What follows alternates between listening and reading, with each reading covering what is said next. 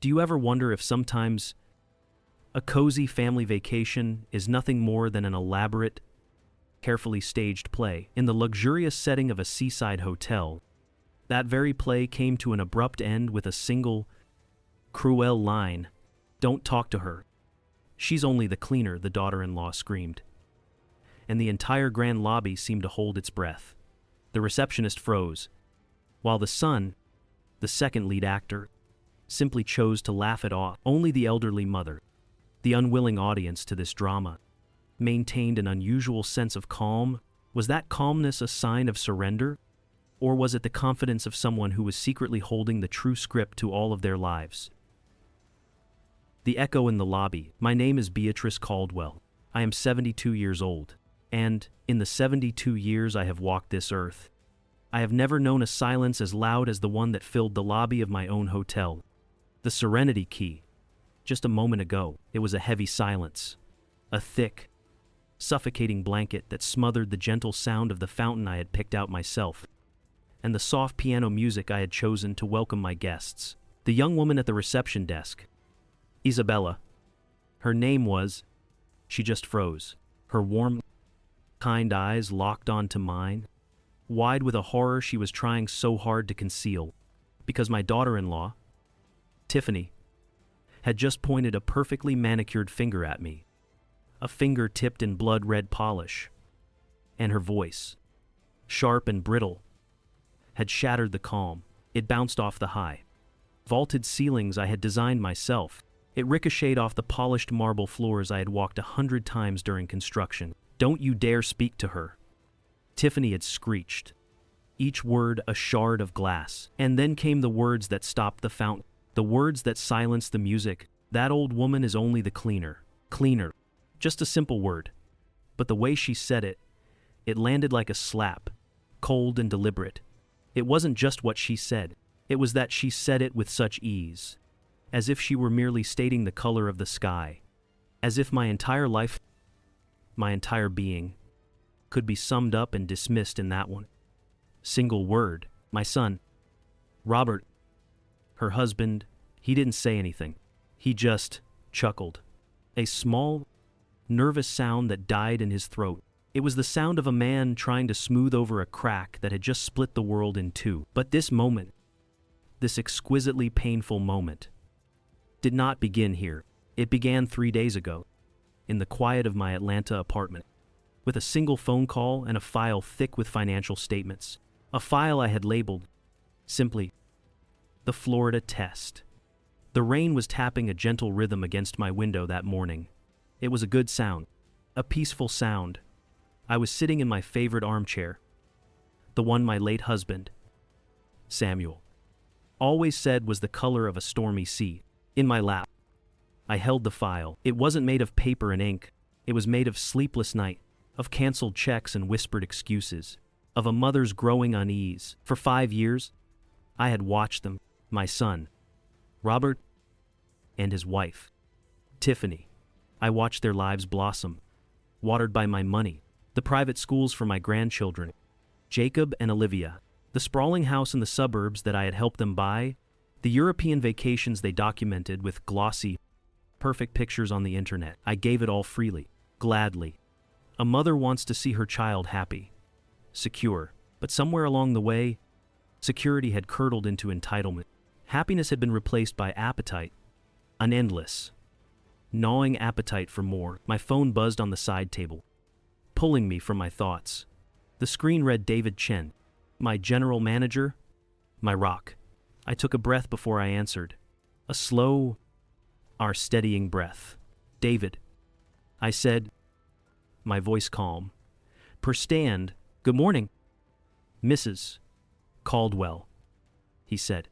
His voice was always so precise, so professional. "Everything is prepared for your inspection." Inspection, that was our word for it. It sounded cleaner than what it really was. A test, a final test. "The presidential suite has been unexpectedly occupied, as per your instruction," he continued, "and the staff has been briefed. They know to treat you exactly as you are presented. As the help," I said, the words tasting like rust in my mouth. There was a pause, a respectful silence on the other end of the line. David was one of the few people who knew the whole story. He had seen the spreadsheets. He had seen the quiet transfers from my personal accounts that always seemed to coincide with Tiffany's new car or Robert's latest business venture. Yes. Mrs. Caldwell, he finally said. His voice was soft, but firm, as the help. Thank you, David, I said, and ended the call. I closed the file. The Florida test was now officially underway. I looked out at the rain, at the gray, weeping sky. I had built an empire from the ashes of grief after Samuel died.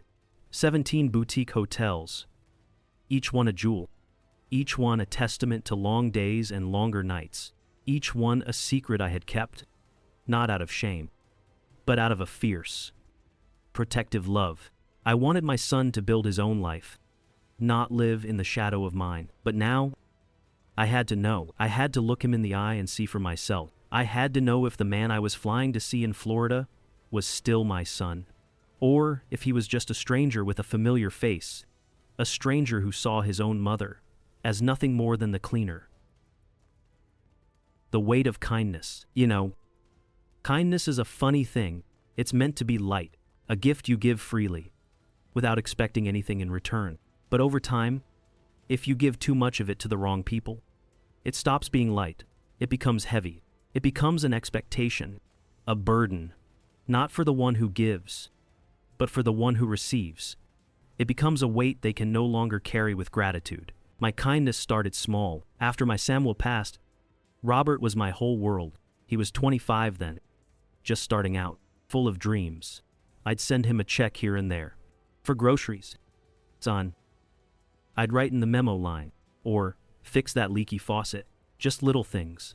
A mother's love, folded into an envelope. When he met Tiffany, I was so happy for him. She was bright, beautiful, ambitious. I thought she was exactly what he needed, so the checks got a little bigger. A down payment for their first house, new furniture. Then, when Jacob and Olivia were born, it was the best private preschool, then the best elementary school. The cost never mattered. They were my grandchildren. You want to give your grandchildren the world. The business, the Caldwell collection, it was growing then, quietly. After Samuel's life insurance gave me the seed money, I bought one small, struggling motel in Savannah. I worked 18-hour days. I scrubbed floors. I managed the books. I learned the business from the inside out. I found I had a knack for it, a knack for seeing the hidden potential in forgotten places. One motel became 2, then 5. Always small, always boutique, always under the radar. I never told Robert the full extent of it. It wasn't a lie. Not really.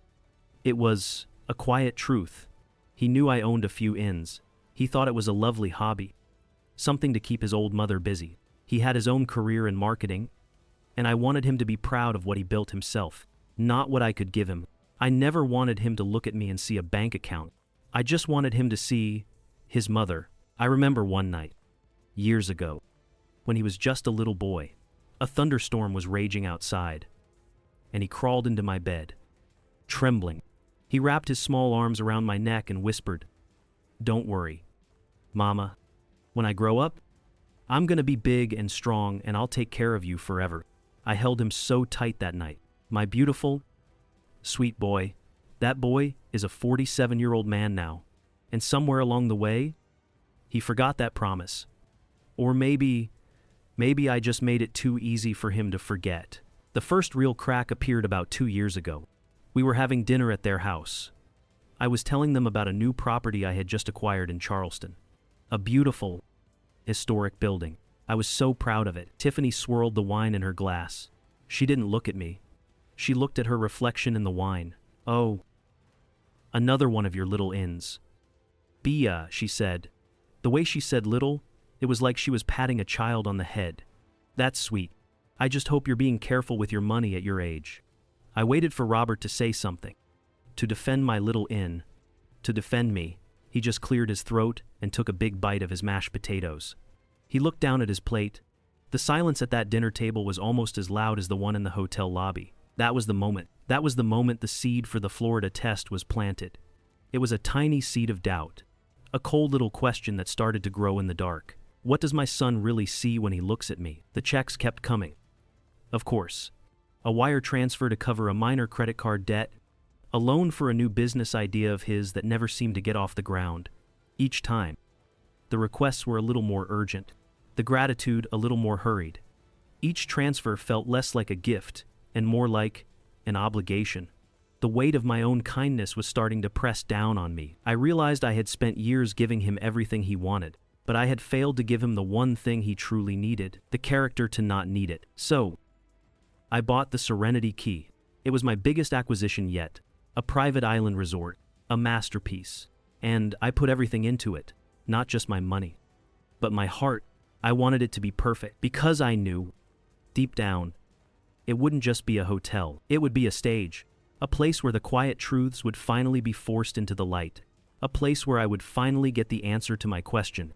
A place where my son would have one last chance to remember the little boy who made a promise in a thunderstorm. The performance, after the scene in the lobby. A strange sort of quiet settled over us. Not a peaceful quiet, a tense one. The kind of quiet that comes after a glass has been dropped, but before anyone has moved to sweep up the pieces. We were shown to our rooms. Or, rather, they were shown to their ocean view suite. A sprawling space with a balcony that hung right over the turquoise water. I was given a smaller room down the hall, a lovely room, by any standard. But the message was clear. I was not part of the main party. I was an accessory. The performance began that first evening. At dinner, Tiffany was radiant. She had slipped into a silk dress that shimmered like fish scales under the soft lights of the restaurant. She held court at the table, telling stories about their travels, laughing a bright, brittle laugh that never quite reached her eyes. Robert sat beside her, nodding, smiling, playing the part of the successful, athering husband. They gave me the chair that faced the wall. I sat there, cutting Olivia's fish into small, careful pieces, listening to my son talk about a business deal he had just closed. A deal, I knew, that was funded by the last check I had sent him. He made it sound like he had conquered the world. A note was made. The next day, my duties became clear. I was the nanny. While Robert and Tiffany went to the spa, I took Jacob and Olivia to the beach. I sat on a towel, the hot Florida sun beating down on my head, and watched my grandchildren play in the surf. I tried to talk to them. I really did. I asked Jacob, who was 14 now, and all angles and quiet intensity, about school. He just shrugged, his eyes glued to his phone. It's fine, he said. But once or twice, I caught him looking at me, not with the indifference of a typical teenager. It was a strange look, a watchful look, as if he was trying to solve a puzzle. Olivia, at 10, was more open. She was a sweet girl, but she was her mother's echo. Grandma Bia, she said, holding up a seashell. Mommy says this beach is nice, but not as nice as the one in St. Nine. Bart's. An echo. I thought. A note was made. The staff at the Serenity Key were impeccable. David Chen had trained them well. They treated me with a quiet, formal courtesy. Isabella, the young woman from the front desk, would always give me a small, warm smile when she saw me. A little flicker of solidarity in her dark eyes. When I passed a housekeeper in the hall, she would nod and say, "Good morning, ma'am," her voice full of a respect I couldn't find in my own family. Their professionalism was a constant, silent rebuke to the way my own son and his wife treated me. That afternoon, Tiffany decided she wanted to go on a shopping trip to the mainland. "B," she said, not asking, but informing. "We'll be back around 5. Make sure the children have their naps and don't let them eat any sugar." She handed me a room key, "And you might want to tidy up our suite a bit. The housekeeping here is a little slow." I looked at the key card in my hand. My master key, the one that could open any door in this entire resort, was tucked away in my purse. This key she gave me, it felt like a prop, a tool for the hired help. I watched them leave, Robert opening the door of the courtesy car for her. The two of them looking like a picture from a magazine.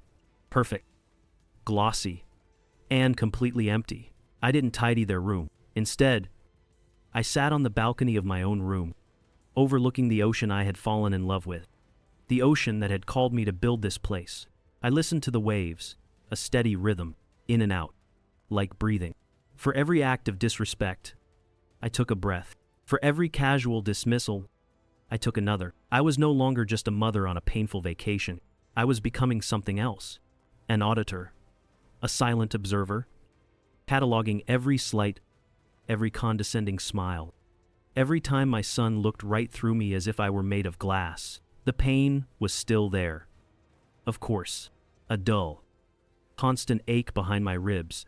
That was B, the mother. But Beatrice Caldwell, the CEO, she was the one taking notes. She was the one who knew that every performance, no matter how convincing, eventually comes to an end. I wonder, as I sit here telling you this, have you ever felt invisible in your own family? Have you ever had to wear a mask just to survive a holiday? Let me know in the comments below. Because sometimes, just knowing you're not alone is the only thing that gets you through the night. The Cabana Conversation. There comes a moment when you're walking in the dark, feeling your way along a familiar wall, and you realize the wall isn't there anymore. There's just empty space, a drop. That moment, for me, arrived on the third day. Under the brilliant, unforgiving Florida sun, my phone buzzed with a text message. It was from David Chen.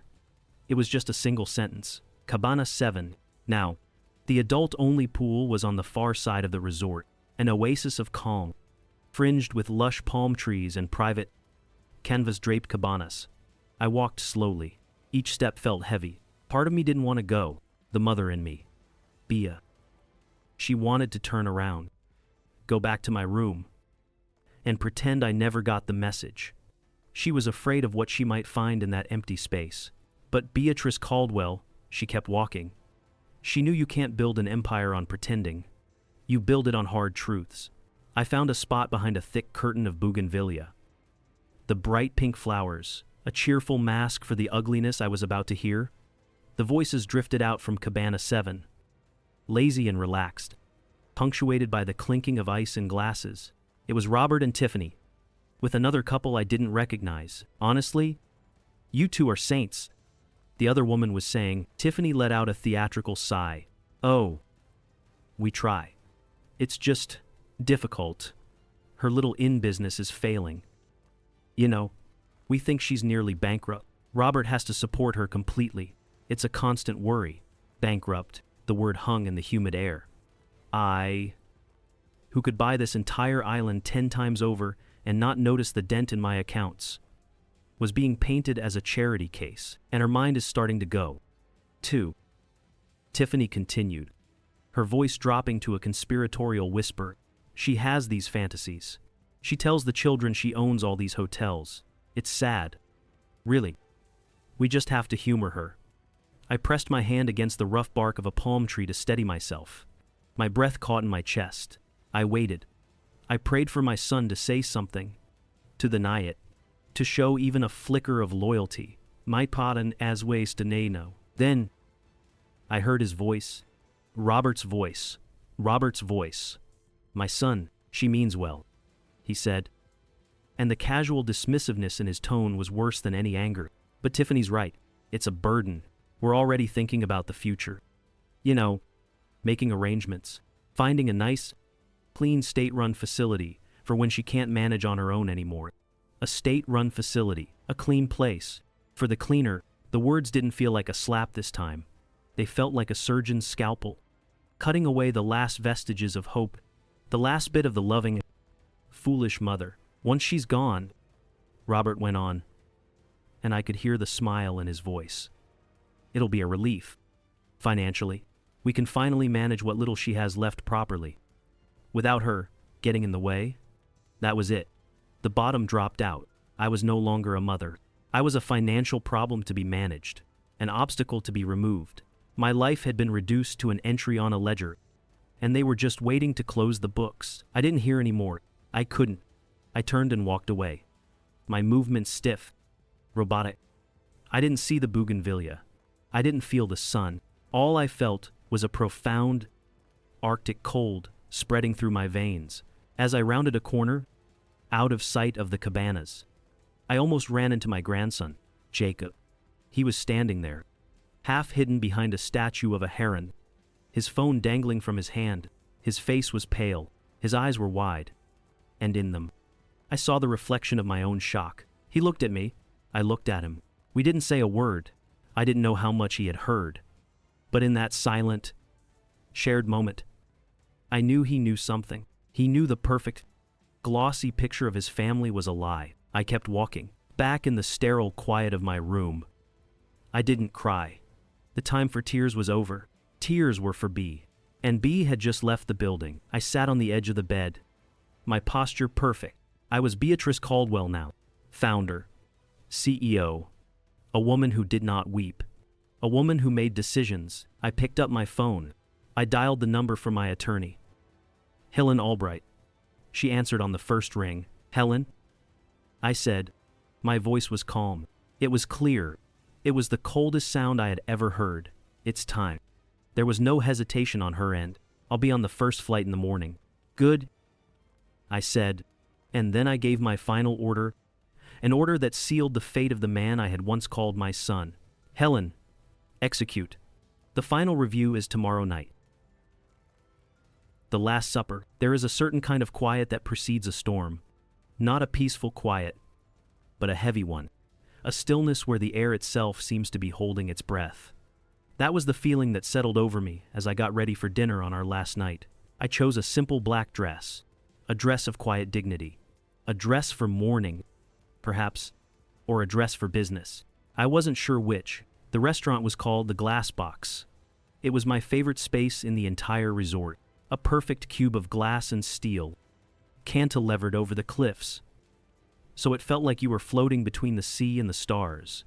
I had overseen every detail of its creation, the weight of the silverware, the precise shade of the linen napkins, the way the candlelight would reflect off the water below.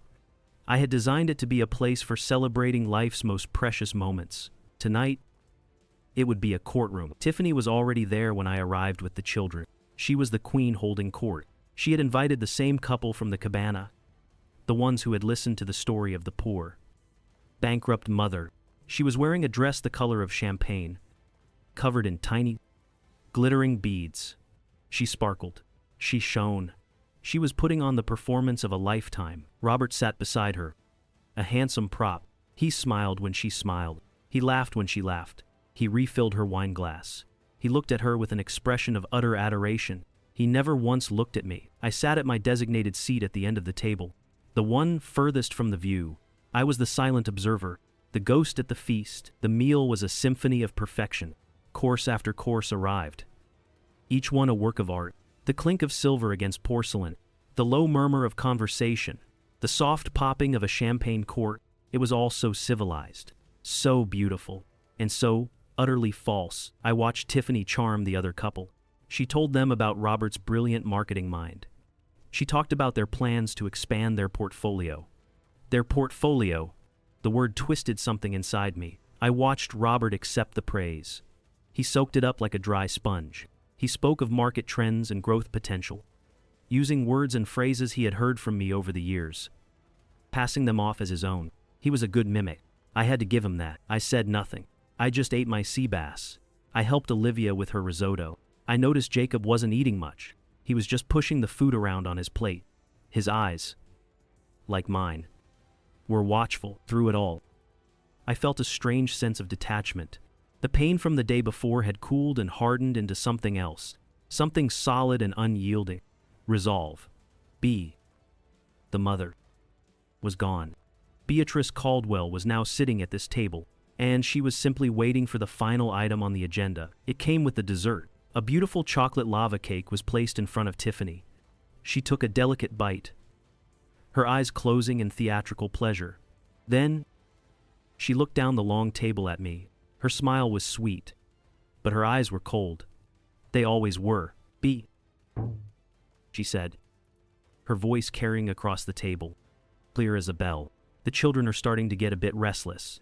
Would you mind taking them back to the room now? The adults are having a conversation. The adults, that was it. The final dismissal. The final act of casual cruelty that confirmed everything. I was not one of them. I was the help, and my services were no longer required. I placed my napkin on the table. Slowly, deliberately, I looked at Robert. His eyes flickered towards me for a second, then darted away. He said nothing. He did nothing. He just sat there. A handsome statue in a well-tailored suit.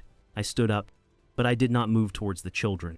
I moved towards the head of the table, towards Tiffany. From the corner of my eye, I saw David Chen standing discreetly by the door. I gave him the slightest of nods, a signal we had arranged, a signal that the performance was over and the review was about to begin. The doors to the glass box opened, but it wasn't a waiter with a coffee tray. It was a woman, a tall, elegant woman in a dark gray suit, carrying a slim leather briefcase. Her name was Helen Albright, and she was my attorney. The conversation at the table faltered. All eyes turned to the newcomer, then to me. Tiffany's sweet smile wavered. A tiny crack appeared in her perfect facade. I let the silence stretch for a moment. I let them all feel the shift in the air. The storm had arrived. Then I spoke. My voice was not loud, but it was clear, and it was steady. Actually, Tiffany, I said. My eyes locked on hers. I think it's time everyone was properly introduced. The Unveiling. Helen Albright walked into the room with the quiet confidence of a woman who has never lost a fight. She didn't look at anyone but me. She gave a small nod, and then stood beside me. A silent, powerful presence. The other couple at the table, the Hendersons, looked from Helen to me. Their faces, masks of polite confusion. Robert stared at Helen as if she were an apparition. But Tiffany found her voice first. Be it. For heaven's sake, she said, forcing a laugh that sounded like tearing silk. Who is this woman? Are you all right? You've been acting so strangely all week? I didn't answer her. Instead, I addressed the Hendersons. My voice was even. It was the voice I used in boardrooms. Mr. and Mrs. Henderson, I said, please accept my apologies for this interruption. You came here tonight as the guests of my son and his wife, but you are, in fact, guests in my home, and I feel I owe you a proper introduction. I paused. My name is not B. That is a name for my family. My name is Beatrice Caldwell. I let my name settle in the quiet room. It didn't mean anything to them. Not yet. 30 years ago, I continued, my gaze sweeping past the elegant table settings to the dark, churning ocean outside. After my husband died, I took the small life insurance policy he left me and I bought a piece of land, a forgotten, swampy little island right here in the Keys. Everyone said I was crazy, but I saw something. I saw this. I gestured around the beautiful glass room. I drew the first sketches for this resort on the back of a napkin. I negotiated with the builders. I chose the thread count for the sheets you slept on last night. Mrs. Henderson. The Serenity Key is the flagship property of the Caldwell Collection, a company I founded and still own. All 17 of our hotels. Silence. A deep, profound, and utterly satisfying silence. Mrs. Henderson's hand went to her mouth. Mr. Henderson just stared. Tiffany's face had gone completely white. All the color, all the life, had drained out of it, leaving behind a pale, slack-jawed mask of disbelief. Robert was the one who broke the silence. Mom, he stammered, his voice cracking. Mom. What? What is this? What are you talking about? I'm talking about the truth. Robert, I said, my eyes finally locking onto his. Something that has been in very short supply in our family for a very long time. That was Helen's cue. She stepped forward and opened her briefcase. She didn't make a sound. She simply began to place documents on the gleaming surface of the table, one by one, like a dealer laying out a losing hand. This, she said, her voice crisp and clear, is a copy of the corporate charter for the Caldwell Collection, listing Mrs. Beatrice Caldwell as the sole proprietor. She laid down another paper. This is the deed for this property. Another, and this is a consolidated statement of the credit cards issued to Mr. Robert and Mrs. Tiffany Caldwell under a corporate account. Cards that were meant for business emergencies.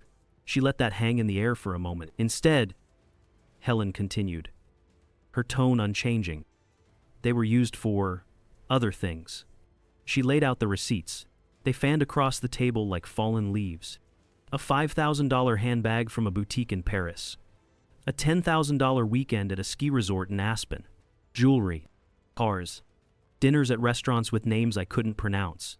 The paper trail of their lives. A life I had paid for. Over the past 3 years, Helen stated, you have fraudulently charged over $2 million to that account. This is insane, Tiffany finally shrieked. Finding her voice again, it was high and thin. Robert, do something. Your mother is having some kind of episode. She's delusional. Robert looked at me, his face a mess of panic and confusion. Mom, please? He begged. This is just a misunderstanding. We can talk about this privately. We are long past the point of private conversations. Robert, I said. The sadness in my own voice surprised me. You had 5 years of private conversations to tell me the truth. You chose not to. Helen wasn't finished. She looked directly at Robert, her expression unreadable. The delusion, Mr. Caldwell, is not your mother's. It is yours.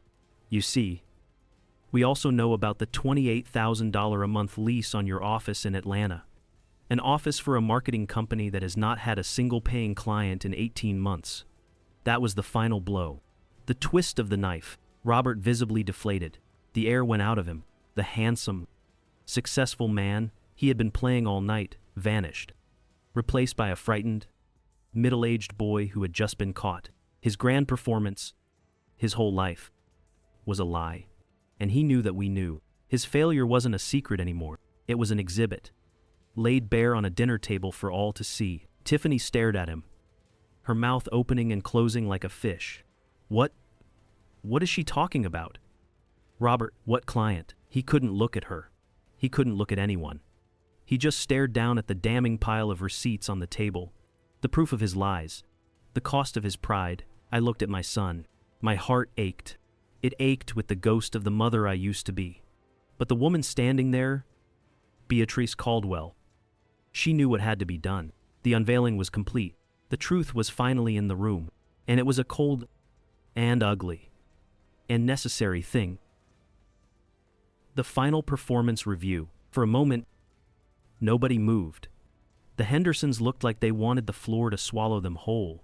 Tiffany was staring at Robert, her beautiful face twisted into an ugly mask of rage and betrayal. And Robert just looked broken.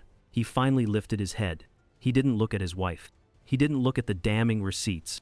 He looked past Helen, past me, to the man standing quietly by the door. David Chen. David, Robert said, his voice a hoarse whisper, a desperate play. You've been here all week. You've seen everything. Tell them. Tell my mother this is a mistake. Tell her we love her. David Chen stepped forward from the shadows. His face was calm, his posture perfect. He walked to the table and stood beside Helen. He looked directly at my son, and when he spoke, his voice was not the warm, accommodating tone of a hotel manager. It was the cool, precise voice of an executive delivering a report. Mr. Caldwell, David began. With all due respect, I cannot do that. For the past 5 days, every action I have taken has been under the direct and explicit instruction of the CEO of this company, Mrs. Beatrice Caldwell. He let that sink in. Every request made by your wife was documented. He continued, his gaze unwavering. Every complaint was logged. Every bottle of champagne, every spa treatment, every casual dismissal of your mother was recorded out. This vacation, sir, was not a vacation. Mrs. Caldwell described it to me as a final performance review. Performance review. The corporate chill of those 2 words in the warm, candlelit room was devastating. It was the final, crushing weight. It stripped away the last shred of family pretense and laid bare the cold reality. This was a business transaction, and they had failed the audit. David gave a small, almost imperceptible nod. And the results? Mr.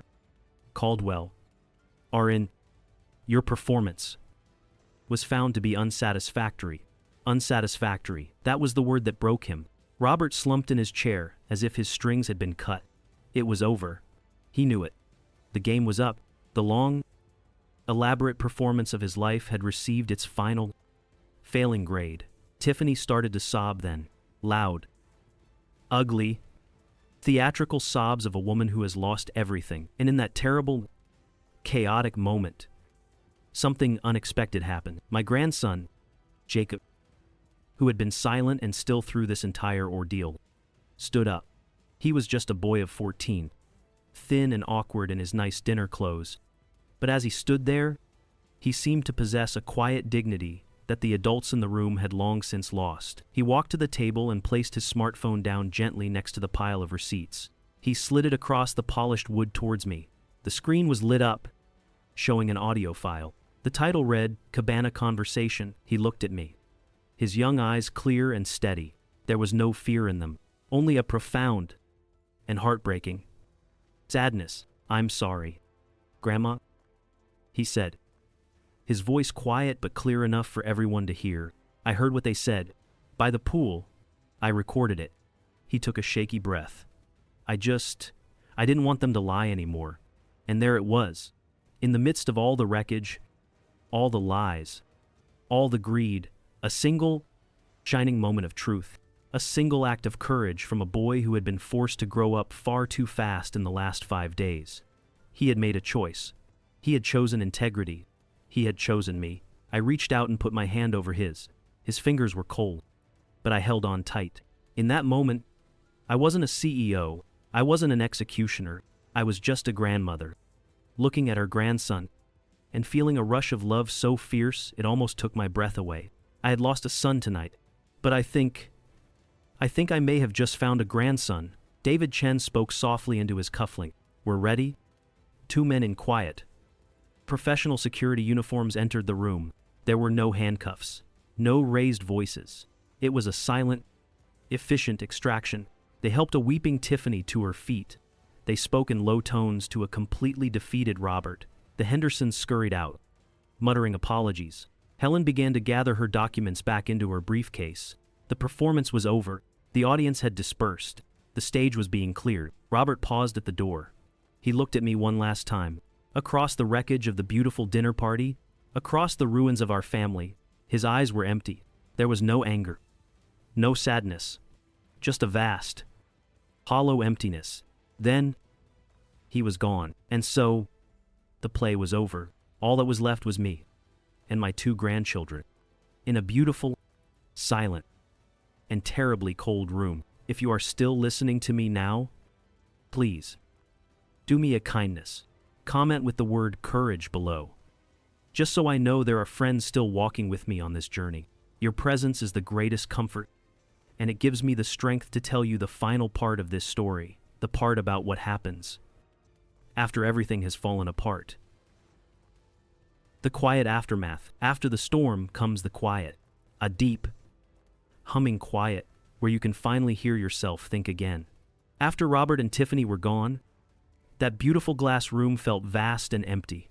All that was left was the wreckage, half-eaten desserts, overturned glasses, and my 2 grandchildren, looking small and lost in the wreckage of their parents' lives. I didn't try to explain everything that night. There were no words big enough. I simply took each of them by the hand, and we walked back to my suite, my real suite, the presidential suite that had been occupied all week. Olivia fell asleep almost instantly, her small face tear-streaked and exhausted. But Jacob sat with me on the large balcony, the sound of the real ocean, not the stage set, filling the silence between us. For a long time, we just sat.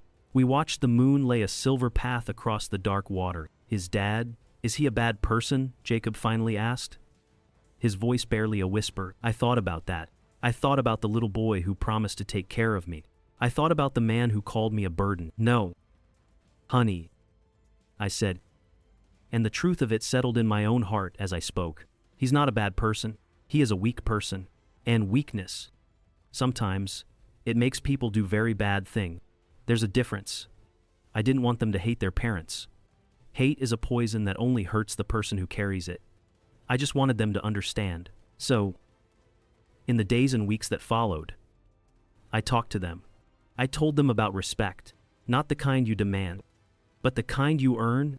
I told them about honesty, not just telling the truth, but living it. I didn't tell them about the money, not in detail. I told them about work, about the pride of building something with your own two hands. I told them the story of their grandfather, Samuel, and how he and I started with nothing but each other. I tried to give them a foundation, a true one, something to stand on now that the ground beneath them had crumbled. The news from the outside world came in quiet. Sterile updates from my lawyer. Helen, the big house in the suburbs was sold. It was my name on the deed.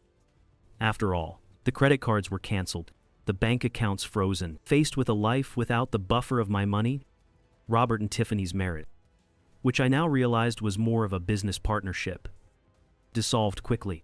It couldn't survive the sudden bankruptcy. Tiffany, I was told, remarried within the year. A wealthy man from Palm Beach. I imagine she is playing the same part, just on a different stage. Some people never learn. They just find a new audience. Robert had a harder time. He had to sell his car. He moved into a small apartment. He took a job. A real job. Selling insurance. For the first time in his adult life, he had to earn a paycheck. I didn't gloat. There was no victory in it. Just a profound and deep sadness for the man he could have been. One of the first things I did when I got back to Atlanta was to set up a trust. 2 of them. One for Jacob. One for Olivia. It wasn't a gift. It was a tool.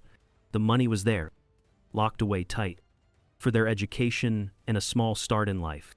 But there were rules. Ironclad rules that Helen helped me draft. To access the funds, they had to maintain good grades in school. They had to complete a set number of hours of community service each year. And once they turned 16, they had to hold a part-time job. Any job. Scooping ice cream. Mowing lawns. Stocking shelves. I didn't care. They had to learn the weight of $1. They had to feel the satisfaction of a day's work done. They had to learn, in a way their father never did, that money is not a prize to be won. It is a byproduct of character, of effort, of integrity. It was the only way I knew to sweep up the broken pieces, to build something new and stronger from the rubble, not just for them, but for me, too. The new foundation. Grief is a strange architect. You think its only purpose is to tear things down, to leave you standing in the ruins of the life you once knew. But sometimes, if you give it enough time, and if you are very, very patient, it starts to build. It takes the rubble, the sharp and broken pieces of your past, and it uses them to lay the foundation for a new life. It's not the life you planned, but it's a stronger one. A life built not on happy illusions, but on hard-won truths. It has been 5 years since that night in the glass box. 5 years. A lifetime. In some ways, the woman who walked out of that room is not the same woman who walked in. My life today looks nothing like I ever thought it would. And for that, I am profoundly grateful. I made the decision to step back from the day-to-day operations of the Caldwell collection. The fire for negotiating deals and inspecting properties had dimmed. A new, quieter fire had been lit within me. I promoted David Chen to president and CEO. He had been my loyal lieutenant for over a decade, and no one was more deserving. The collection, my first creation, was in the best possible hands. This left my own hands free to build something different. I sold one of my smaller properties, a charming hotel in the Virginia countryside, and used the entire proceeds to establish a new foundation. A different kind of foundation than the one that had crumbled beneath my own family. We called it the Caldwell Foundation for Elder Justice. It's a simple name for a simple, but achingly necessary mission. We provide pro bono legal and financial counsel to elderly people who are facing exploitation and abuse, most often from their own families. My office is no longer a glamorous penthouse with a panoramic view of the Atlanta skyline. It's a modest suite of rooms on the 3rd floor of an old, respectable brick building downtown. It always smells faintly of brewing coffee, old books, and a quiet, tireless determination. The people who work with me, they are not just my employees. They have become my family, My real family, there's Maria Sanchez, a bulldog of a lawyer in her late 40s, who fights for our clients with a ferocity that could make a stone weep. She sees her own immigrant parents in the faces of every vulnerable person who walks through our door. There's Samuel Jones, a brilliant young financial advisor who can untangle the most complicated webs of deceit. He can spot a fraudulent credit card statement or a coerced signature from a mile away. He says the numbers tell a story, and his job is to give that story a voice. Together, we are a small, dedicated army, fighting quiet, desperate wars being waged in living rooms and courtrooms and nursing homes all across the state. I remember one of our first clients so clearly, a gentleman named Arthur Pensington, 86 years old, a retired history teacher with eyes the color of a faded sky. His son, his only child, had convinced him to sign over the deed to the little brick house he'd lived in for 50 years. The house where he and his late wife had raised that very son. The son was now trying to evict him, to sell the property to developers. When Arthur first came to us, he was so broken, so full of a shame that didn't belong to him. He sat in a chair across from my desk, twisting a worn-out hat in his hands. I just wanted to help him. He kept whispering, his voice raspy with unshed tears. He said he was in trouble. He's my boy. You're supposed to help your boy. I knew that feeling. I knew it down to the marrow of my bones. I didn't just offer him legal advice that day. I sat with him, and I listened. I shared a small piece of my own story, and for the first time, I saw that the most valuable thing I had to offer wasn't my money. It was my scars. Maria fought like a lioness for Arthur. It was a long, ugly battle, but we won. I will never, ever forget the day we called Arthur to tell him the judge had voided the deed transfer. The long silence on the other end of the phone, and then a sound that wasn't quite a sob, not quite a laugh. The sound of a man getting his dignity back. That one victory, it was more satisfying than opening a dozen five-star hotels. I understood then that I had taken the ugliest, the most painful chapter of my own life, and learned how to turn it into a light for someone else. My grandchildren are my constant joy. Olivia is a bright, happy teenager, full of life and laughter. She has her mother's beauty, but her own kind heart. And Jacob is my anchor. He's 19 now, a freshman at Emory University, right here in Atlanta. He's studying business, he says, but the right way. Every Saturday, without fail, he comes to the foundation. He doesn't call it volunteering. He calls it working with Grandma. He answers the phones, his voice patient and kind. He makes coffee for our clients. He sits with them, helping them fill out stacks of bewildering paperwork, explaining the complicated legal terms in a simple, clear way. He has a quiet empathy about him that reminds me so much of his grandfather. He sees people. He really sees them. He has become a man of true and solid character. He is my proudest achievement, my real legacy. About 6 months ago, a letter arrived at my apartment. The envelope was plain white, the kind you buy in a box at the drugstore. The return address was an apartment complex in a small town north of the city, a place I didn't recognize. The handwriting, though, I knew instantly. It was Robert's. My hands trembled a little as I picked up the letter opener. After all this time, a part of me still braced for impact. A request for money, a bitter accusation, a plea for forgiveness I didn't know if I could give. It was none of those things. It was just a letter, 2 pages, written in his familiar, sloping script. He told me about his job. He sells insurance now. He said it was hard work, that he spent most of his days driving to meet clients and most of his nights doing paperwork. He talked about a small commission he had earned for selling a life insurance policy to a young family. He wrote about how he had used that money to buy a new tire for his 10-year-old car, and how good it felt. He wrote about pride, a simple, unadorned pride in a small, honest achievement, a feeling I realized he had probably never known before. And then, at the very end of the second page, he wrote the words that made me put the letter down and just breathe in and out, for a full minute. As tears I didn't know were there began to well in my eyes. I saw an article online about your foundation. Mom, he wrote, the one for the old folks. What you're doing, it's really something. I'm proud of you. He was proud of me. I don't know what the future holds for Robert and me. A wound that deep leaves a scar. A trust, once so completely broken, is a fragile, delicate thing to rebuild. It may never be the same, but for the first time in a very long time, as I folded that letter and placed it on my desk, I felt a flicker of something. Not forgiveness. Not yet. But possibility. The possibility that the weak man I had lost might one day, through his own hard work and his own quiet pride, find the strength to become a good one. The foundation I had built for my life, the one made of money and expectations, had crumbled to dust. But the one I built in its place, the one made of purpose and justice and a young man's Saturday afternoons, it was solid, it was real, and it was built to last. The Real Serenity. I am standing on that same balcony again tonight. The one at the Serenity Key. The night air, warm and impossibly soft, wraps itself around me like a familiar shawl worn thin by time. It carries the scent of salt from the ocean's slow exhale. Mingled with the heavy sweetness of the night-blooming jasmine I planted along the walkways decades ago. Below me, in the velvety dark, the waves sigh against the shore, their rhythm unhurried and eternal, a sound like the world breathing in its sleep. And here I stand, breathing with it. It has been 5 years since that dinner.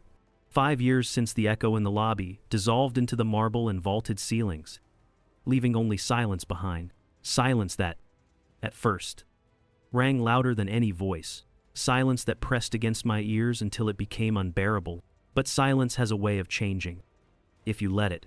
Over time, it softens, deepens, becomes a kind of music all its own. Now, when I stand here, I hear not absence but a low, steady note of endurance, a reminder that even pain, when left long enough in the open air, weathers into something less jagged, less cruel.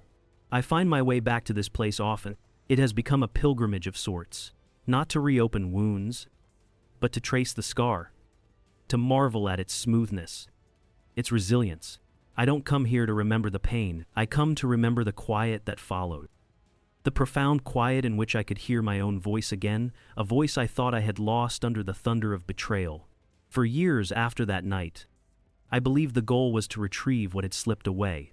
I would lie awake in my bed in Atlanta, piecing together fragments of the past like a broken vase.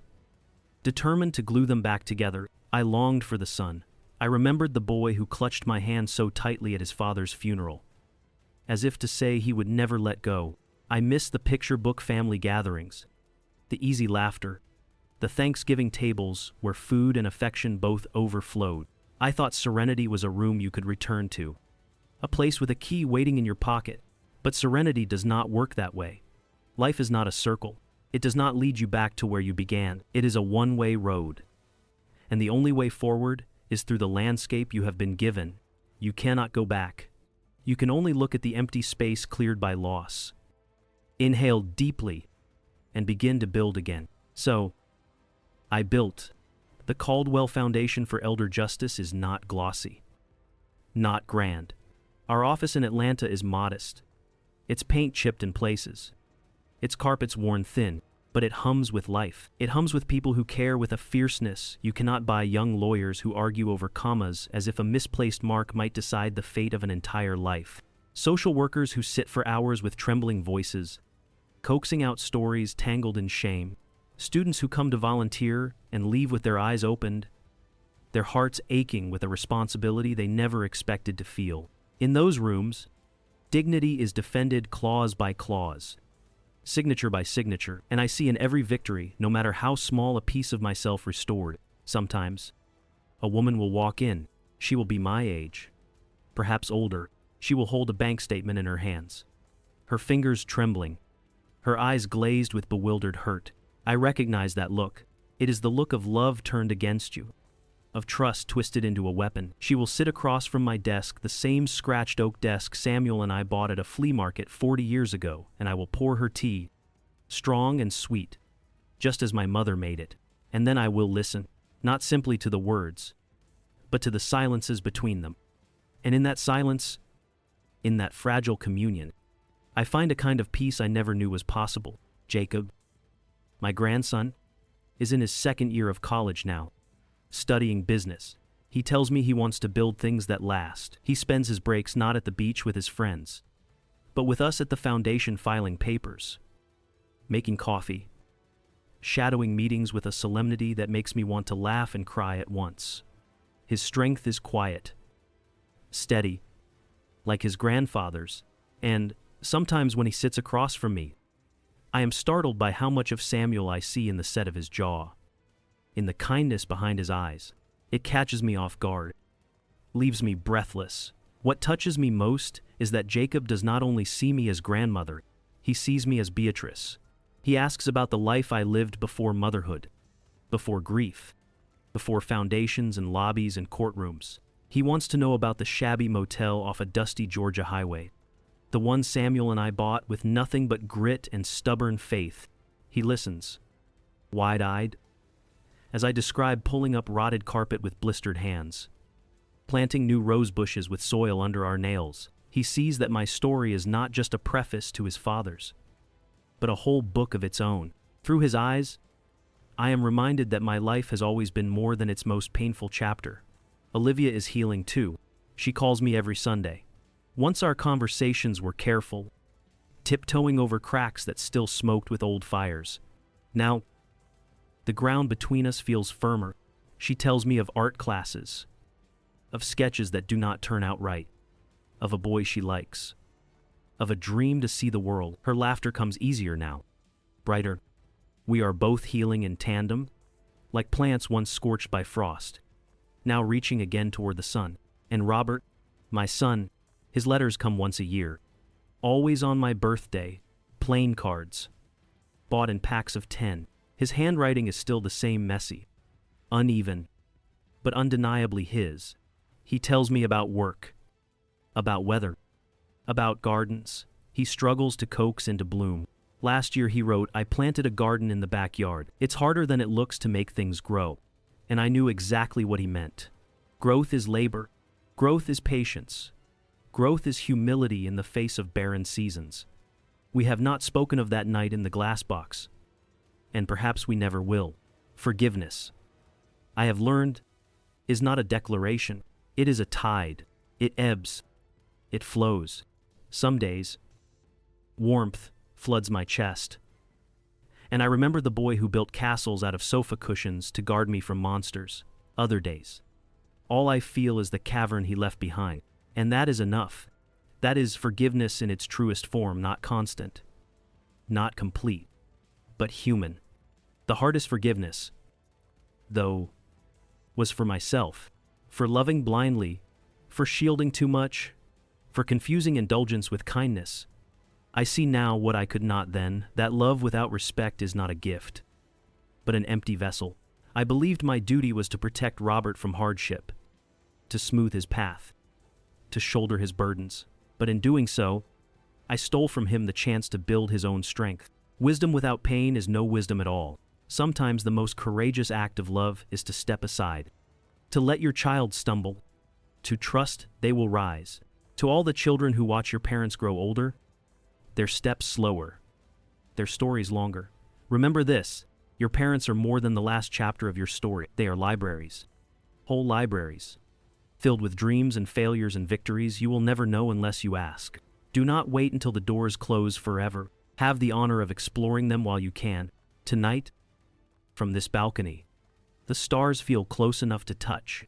A lone boat moves across the horizon, its light steady, patient, and I am reminded that in our world of curated images and hollow accolades, we have forgotten the true measure of worth. It is not the title on a card or the size of a house.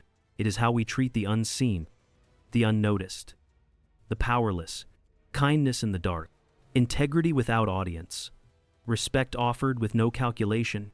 That is the only legacy that lasts. And serenity. Real serenity is not the absence of storms. It is the ground you stand on after the storm has passed. It is a soul tested but unbroken. It is looking out at the vast, unknowable ocean and knowing quietly, deeply, unshakably that you are home. And so, Beatrice Caldwell's story comes to a close.